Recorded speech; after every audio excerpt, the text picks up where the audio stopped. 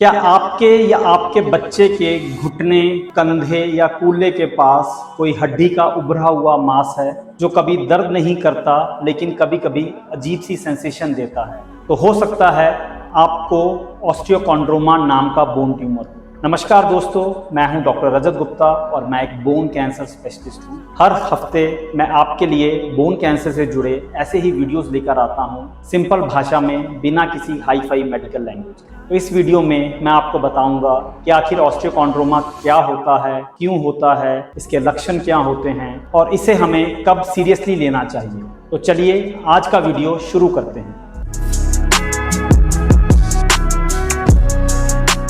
ऑस्टियोकॉन्ड्रोमा एक तरह का बेनाइन बोन ट्यूमर होता है, मतलब कि यह कैंसर नहीं होता है। ये अक्सर हमारी लॉन्ग बोन्स में होता है, जैसे कि हमारी थाई बोन या फीमर, हमारी टिबिया या शिन बोन, या फिर हमारी कंधे की हड्डी या फिर फ्यूमरस। ये एक तरह का हड्डी का ही उभरा हुआ टुकड़ा होता है। ज़्यादातर केसेस में यह बचपन में या फिर टीन एज में डिटेक्ट होता है, लेकिन बहुत सारे पेशेंट्स में ये अडल्टहुड में भी डिटेक्ट हो सकता है। जैसे ही किसी बच्चे की हाइट बढ़ती है तो उस टाइम पे इस स्वेलिंग का भी थोड़ा साइज इंक्रीज हो सकता है।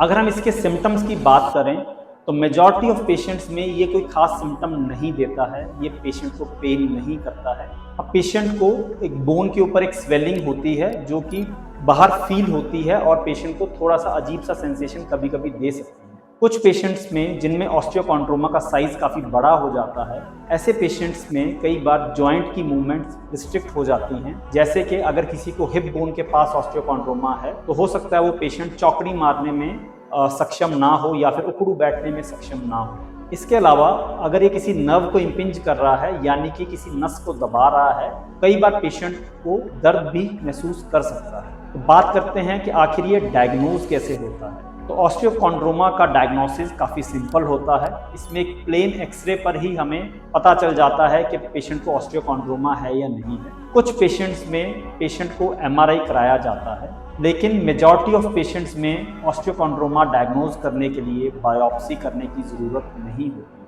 अगर हम इसके ट्रीटमेंट की बात करें, अगर ये पेशेंट को कुछ भी नहीं कह रहा है, पेशेंट को कोई सिम्टम नहीं दे रहा है, तो इसको हम ऑब्जर्व कर सकते हैं, मतलब कि कोई भी इलाज नहीं कर सकते। लेकिन अगर ऑस्टियोकॉन्ड्रोमा से पेशेंट को दर्द हो रहा है या फिर वो जो स्वेलिंग है वो पेशेंट को कॉस्मेटिकली अनएक्सेप्टेबल है, तो ऐसे केसेस में हम पेशेंट का ऑपरेशन करके वो उभरा हुआ हड्डी का टुकड़ा निकाल सकते हैं। ध्यान देने वाली बात यह है कि कई बार यह कैंसर में कन्वर्ट हो सकता है, लेकिन आप टेंशन बिल्कुल मत लीजिए, क्योंकि ऐसे पेशेंट्स की संख्या 1% से भी कम होती है। यानी कि जितने पेशेंट्स को ऑस्टियोकॉन्ड्रोमा है उनमें से लगभग 1% पेशेंट ही ऐसे होंगे जिनमें ये कैंसर में कन्वर्ट करता है, और उस कैंसर का नाम होता है कॉन्ड्रोसार्कोमा, जो कि जनरली लो ग्रेड का कॉन्ड्रोसार्कोमा होता है। और जब ये ऑस्टियोकॉन्ड्रोमा कैंसर में कन्वर्ट हो जाता है तो ऐसे में पेशेंट की स्वेलिंग बढ़ने लगती है, उसका दर्द भी बढ़ने लगता है,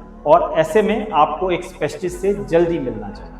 तो उम्मीद करता हूं कि आज का वीडियो आपको अच्छा लगा होगा और आपने एक नई जानकारी हासिल की। अगर आप भी ऐसे किसी पेशेंट को जानते हैं जिनके हड्डी के ऊपर ऐसा कोई उभरा हुआ मांस है, तो आप ये वीडियो उन तक शेयर कीजिए। मिलते हैं अगले संडे एक नए वीडियो टॉपिक के साथ।